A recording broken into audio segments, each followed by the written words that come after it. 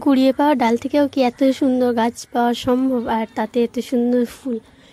তো চলো আজকে তোমাদের সেটাই দেখাবো, কিভাবে আমি কুড়িয়ে পাওয়া ডাল থেকে এত সুন্দর ফুল পেয়েছি। কি রাস্তার ধারে এই বেলি ফুল গাছে এতগুলো ডাল পড়ে আছে, তো আমার কাছে তো বেলি ফুল গাছ ছিল না তখন, তো সেই জন্য আমি ডালগুলোকে নিয়ে এসেছিলাম বাড়ি।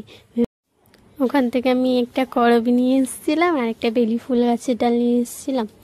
তো আমি প্রথমে করবি গাছটা বসিয়েছিলাম, গাছটা কয়েকটা। তো যাই হোক, আমি ডালগুলোকে এখানে খুব সুন্দর করে কেটে নিয়েছি। এখানে 4টে করবির ডাল আর 2টো আছে, ওগুলো হবে না, যাই হোক। আর এখানে আমি অনেক কটা বেলি ফুল গাছের ডাল কেটে নিয়েছি। একটা ডাল থেকে আমি এতগুলো ডাল কেটে নিয়েছি।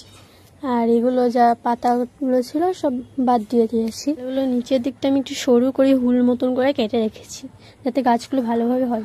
তো আমি এখানে নিয়ে নিয়েছি মাটি আর টব। আমি এগুলোকে বসাবো, চলো। আর এগুলো দেখতে পাচ্ছ, এগুলো খুব বেশি হলে 1 থেকে 1.5 মাস পর।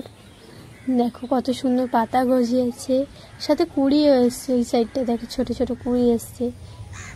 এখানে আমি করবি ডালগুলোকে বসিয়েছিলাম, সাথে জবা গাছও আছে। জবা গাছের ডাল থেকে কিভাবে গাছ বানালাম জানতে হলে সাবস্ক্রাইব করো আমার চ্যানেল শখেরি বাগান। পরবর্তী ভিডিও আসতে জবা গাছে।